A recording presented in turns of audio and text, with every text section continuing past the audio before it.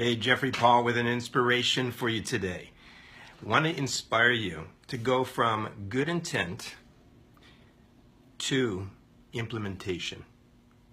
And it's all about taking the next step. Have you ever been like most of us? In fact, I think it's 92% of all America, after the first of the year, set their intents of good motivation and good goals and, what do they call those things?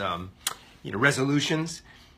And boy, a week goes by and you're on fire, and then all of a sudden 3 weeks goes by and you don't even remember what year it is, let alone that it's going to be a year of the best year that you've ever had, the intent that you had in the beginning of the year. Well, I want to share with you kind of an inspiration exercise that will help you go from intent, what you'd like to do, what you desire to do, what you want to do, into doing it. Isn't that a novel idea? A novel idea because so many times we get stalemated. We begin to procrastinate. We allow fear to stand in front of us. There are so many. The list is so beyond imagination of why we don't go from intent to implementation of the things in our life. It could be as simple as a diet. It can be as simple as exercise. It can be as simple as moving into that decision to ask someone to marry you. It can be so many things. Going into business. There is so much intent in our hearts and our minds, especially people that are watching inspirational videos like this one. But the implementation is more important. Why? Because intent is so nice, but it can go to the grave with you. Ooh, that might sound like a little bit of a morbid thought. Believe it. The reality of intent never got anybody over the mountain. Intent never, no matter how good it is, never got anyone to a finish line, a championship, a relationship, a success. Intent doesn't do it. It's putting it into practice. Philippians 4:7 happens to say 8 and 9 to represent thinking upon these things. That's first, granted, that's the intent, but then put it into practice. What's the exercise? Today, don't wait for January 1st. Today, write down one thing that you have intent on doing, no matter how big it is, no matter how small it is. Write down one thing. Now, everybody's got the ability to do this exercise. Write down one thing that you have intent of wanting to do. And today, underneath what you've written, write the next step. Just one step, no matter how small, no matter how large the step is. Write down one step towards that direction. I'll tell you a story.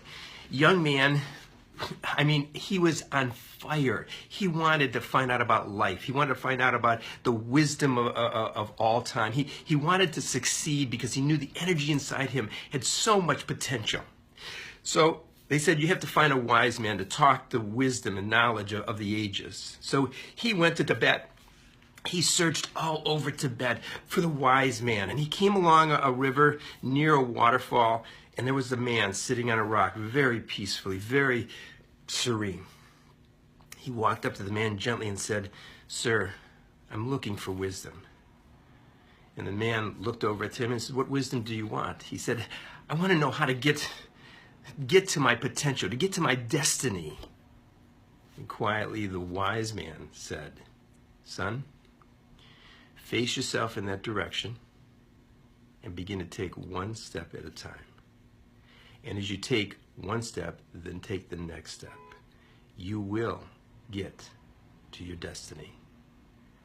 Now think about that. That's your exercise today. Take the next step towards your intent, goal, desire, want, dreams. But don't make it so big. Make it the elephant diet today. How do you eat an elephant? Does anybody know out there? Do you know how to eat an elephant? One bite at a time. And it's the same with the intent, moving it into the the application of your life, the implant of every step, one after another. So today, take your intent and begin to implement it into your life simply by taking one step in that direction. Like the wise man in Tibet said to the young boy, you will arrive if you just continue to take one step at a time. Remember, the biblical principle comes out of Philippians chapter 4, verse 7 through 9. Think upon these things. Let your mind expand and broaden and widen and dream and have absolutely incredible thoughts. But verse 9 says, now put it to practice. And I'm challenging you today to take the next step towards your intent. Hey, listen, in the notes of this inspiration, I have a couple links. I've got your present, your free present of the 12 Days of Christmas Inspirations.